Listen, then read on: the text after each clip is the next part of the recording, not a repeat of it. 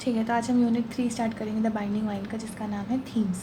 तो थीम्स क्या है एक बार देख लेते हैं। We know that no work can be written in vacuum. Every novelist lives in a society, is conditioned by the social norms of that society, sees its strengths and weaknesses, and out of the observations, the novelist culls out themes. ठीक है, कैसे society के strength weaknesses observation से एक novelist theme बनाते हैं. The personal becomes impersonal as the thematic structure starts building up and it is its final shape. The moral achieves many dimensions as various themes combine into a unified work. Virginia Woolf once observed, if there is one gift more essential to a novelist than any other, it is the power of combination, the single vision. तो एक theme में मतलब अलग अलग themes भी हो सकते हैं, वेरियस थीम्स हो सकते हैं, लेकिन वो सब they are combined into a unified work. इस स्टेटमेंट का भी यही मतलब है कि if there is one gift more essential to a novelist, एक गिफ्ट जो नॉवलिस्ट के लिए बहुत एसेंशियल है, then any power of combination the single vision. तो विजन तो सेम है, सिंगल है, लेकिन उसमें अलग अलग कॉम्बिनेशंस हैं. The power and any other, it is the power of combination, the single vision के अंदर ही अलग अलग कॉम्बिनेशन. ठीक है, उसका पावर. अच्छा, theme is a central idea. अब थोड़ा ये तो हमने फिलोसफिकली देख लिया क्या है, अब थोड़ा टेक्निकली भी देख लेते हैं कि it is a central idea of a novel. It is an argument और an issue around which the story revolves. Theme में have different strands but ultimately all the strands join. ये सबसे इंपॉर्टेंट पॉइंट है, join. ठीक है, single vision, final shape, combine into unified work. Join like the tributaries joining the river and the river joining the ocean. ठीक है, तो tributaries river में जाके मिल गई, रिवर कहाँ मिल गई, ओशन में जाके मिल गया. ठीक है, तो उसी तरह थीम्स की अलग अलग थ्रेड्स हो सकते हैं, लेकिन वो सब जॉइंड हैं. ठीक है, तो अलग अलग थीम पे हम बात करते हैं नॉवल में. Theme of death, theme of क्या है, रेप. ठीक है, theme of feminism, theme of love, marriage, sex, theme of human relationships, है ना. तो अब ये थीम, अब हम बोलें थीम तो एक ही थीम पे बेस्ड है, नहीं. विजन एक है, लेकिन थीम्स के थ्रेड्स आर मैनी, सेवरल. ठीक है, नाउ देखो लिखा, पहली लाइन में लिखा है several themes that can be broadly separated for discussion. लेकिन ऐसा भी नहीं है, इतने इंटरवाइंड नहीं है कि हम आइडेंटिफाई नहीं कर सकते हैं. ठीक है, क्यों, डिस्कशन के लिए. एज थीम ऑफ कैसे, कौन से, rape, human relationship, women's bonding. हाँ, एक ये वाला भी है, डेथ भी है. इसमें इतना वो लिखा नहीं है, टॉपिक्स नहीं है इसके, बट जैसे मैंने बताया, ठीक है, डेथ बताया. ह्यूमन वुमेन बॉन्डिंग, वुमेन एक होता है ना सिस्टरहुड, या उन दोनों का रिलेशन, उर्मी का मीरा का, उर्मी का कल्पना का, उर्मी का शाकुताई का, है ना. एंड फियर, उर्मी और मदर का, उर्मी और वाना का, ऑल दीज बॉन्ड्स. ठीक है, the theme of death and agony run as a current all through the novel. अब डेथ और एगोनी तो बार बार हमें, एक डेथ को ये भी बोला है कि it is a central motive. ठीक है, एक और वीडियो मैं बनाऊंगी, इसमें सेंट्रल मोटिव का मतलब बताऊंगी क्या है. तो the theme of death and agony, मतलब थीम डेथ बार बार आ रहा है, बार बार. कभी भाई जी, अज्जू, अन्नू, और तुम्हारा Kalpana is also in coma, then Sullu, right. The theme of rape gives rise to women's issues and pushes the novel towards a feminist discussion. The theme of human relationships work on the social as well as metaphysical levels and make the reader brood over man-woman relationships. And finally, the theme of women's bonding gives a psychological slant to the novel. तो novel में एक structure है कि death है, फिर उसमें rape है. Rape से क्या हो रहा है कि विमेन के साथ जो वायलेंस है, उनके जो इश्यूज़ हैं. अब जैसे जो मीरा के साथ हुआ, now she can not report it, that is not, मतलब वो तो था ही नहीं कहीं दूर दूर तक लीगल उसमें कि you can report marital rape. लोग उसी का मजाक उड़ाएंगे कि ये क्या बोल रही है.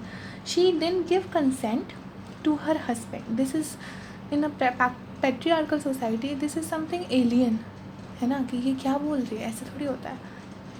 He is her husband. तो like then how rape is possible in a marriage, right. So that is why they are saying that feminist discussion, women issues, ठीक है.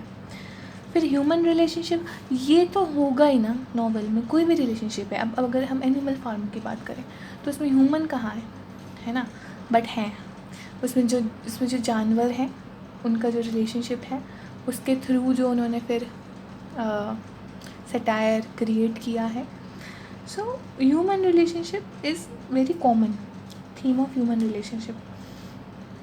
जो अनकॉमन है वो ये सब चीज़ें हैं, जैसे कि डेथ हो गया, ये स्पेसिफिक चीज़ है इस नॉवल की. अब हम आ जाते हैं अपने थीम ऑफ रेप पे, और इसमें एक बार मैं क्वेश्चंस बता दूं जो आ सकते हैं. तो जो मैंने अभी क्वेश्चन पेपर्स देखे हैं उसमें ये तो नहीं आया था, rape of theme of rape नहीं आया है आपका,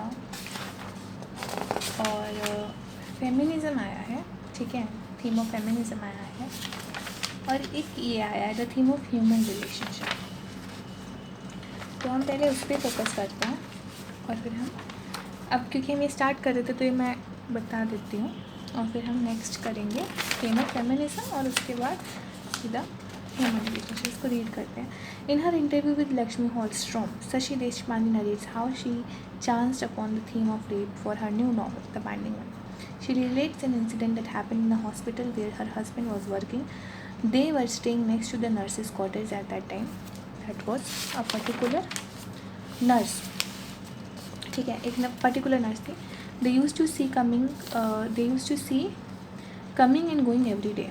Nurse whom they used to see coming and going every day.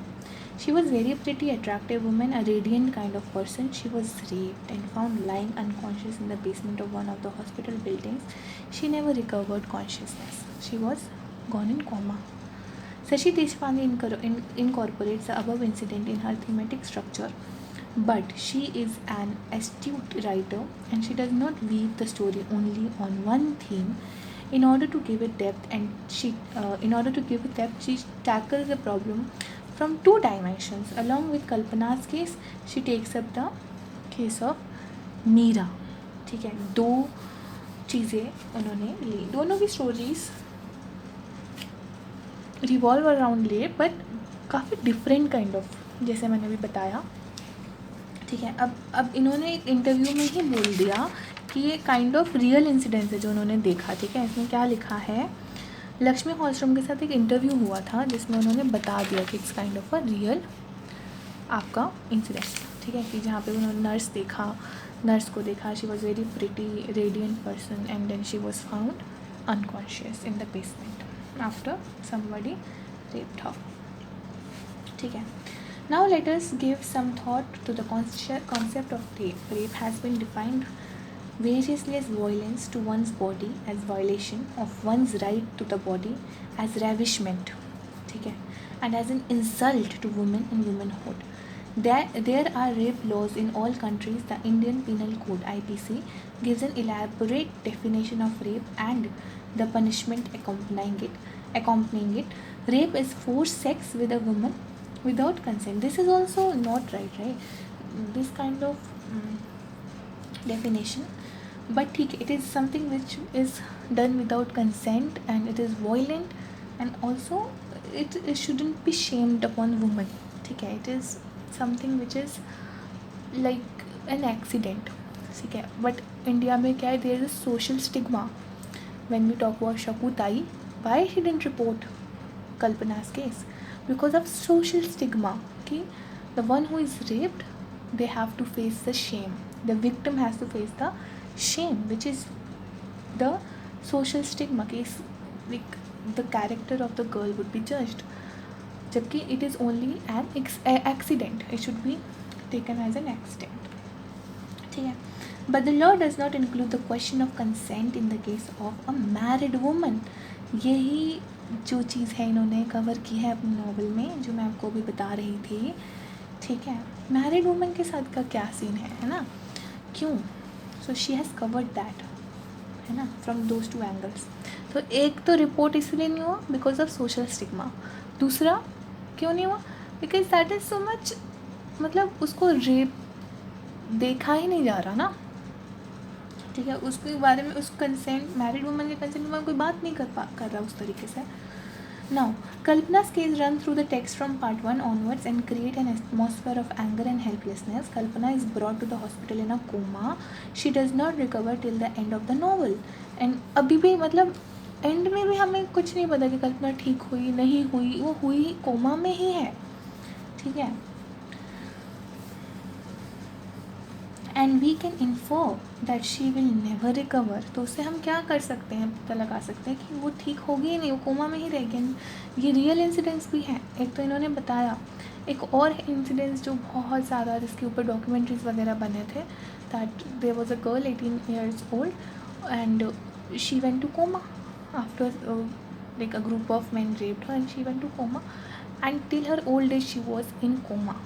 Her family was begging that please relieve our daughter from this pain of that coma, like they were asking for her death, not specifically death, but they were asking them, the doctors, to give her anesthesia, but that was not legal, that is not legal in India. So that is a life which is equivalent to, like almost equivalent to death. The person is left like in a ruthless state forever, ठीक है। Now we can say, तो Kalpana is a young girl जिसको अब कभी recover ही नहीं होगी ना वो, and we can infer that she will never recover. How long will she be in this dead alive? So ये देखो क्या लिखा है, एक मुर्दा है, डेड बॉडी की तरह जिंदा है, ठीक है। Condition is the question that looms large, कब तक वो स्टेट में रहेगी, है ना, क्या स्टेट है ये, like she is just breathing and her body is dead almost. Urmi comes to know of the case when she goes to the hospital to meet Vana, her sister-in-law, who is a medical social worker there, ठीक है। Urmi feels sorry for the victim and tries to help Shakutai, Kalpana's mother. Since Kalpana is not in a position to tell us what exactly happened to her, we learned about it in bits and pieces from Shakutai. It can be summarized thus: Kalpana was coming from her work. It was dark, and in one of the dark streets, someone attacked her, raped her, and leaving the unconscious girl, ran away. Kalpana cannot tell us the name or description of the culprit, but slowly it became clear that it was Prabhakar, her Sulu Mosi's husband. Now the question is, why did he attack her? After all, he was a close relative. Moreover, Kalpana had stayed with her aunt Sulu Mosi and Prabhakar almost like a young sister staying with her brother. We learned that when Shakutai forced Kalpana to stay with Sulu and Prabhakar, she had Kalpana's welfare in mind, but Kalpana was not happy there. Probably she had sensed Prabhakar's evil intentions. Sulu and Prabhakar had no children, and since Prabhakar liked Kalpana, Sulu wanted him to marry Kalpana. This would also ensure that Prabhakar did not marry some other woman and drive Sulu out from his house. So here Sulu has also given Prabhakar a consent कि ठीक है तुम शादी कर लो, but marry to Kalpana, ठीक है। तो उसको क्या था कि ठीक है, he will marry someone because they are childless, ठीक है। So he will marry someone, so it's better he marries Kalpana. क्यों? Because then she will not be afraid कि कोई और औरत आएगी एंड मतलब काइंड ऑफ फज होगा उन लोगों के बीच में। So she was like okay marry Kalpana, but Kalpana denied. ठीक है। For Shakutai too, the proposal was good because that would settle Kalpana and Shakutai. That would settle Kalpana. ठीक है। Shakutai would not have to worry about her marriage. अब Shakutai was like, see, these are the people from lower middle class families, so they have more. I'll say their state is more vulnerable. Because survival is first for them, survival is first. अब हम ये नहीं कह सकते कि education नहीं मिला, वो नहीं मिला. वाई? क्योंकि सर्वाइव, पहले वो सर्वाइव तो कर लें इस दुनिया में रहने के लिए. दैट पोवर्टी इज़ सो, मतलब गड़ी हुई है ना, they can not come out of it. It's a vicious circle. So they will think in that way. Now शकुंतलाई, शी विल ऑलवेज थिंक कि मेरे बच्चों को थोड़ा अच्छा फ्यूचर तो मिले. Now she will think that Kalpana will get settled. ठीक है, अब पैसा ज़्यादा नहीं लगेंगे इसे, क्योंकि he is also marrying for like he will bring second bride, है ना, दूसरी बार शादी कर रहा है. So will have 2 brides. सो मतलब उसमें ज़्यादा खर्चा, ज़्यादा पैसा कुछ नहीं होगा. So they people will think in that way, है ना. Okay. Also, this is very unusual that you are expecting romantic advances from your wife's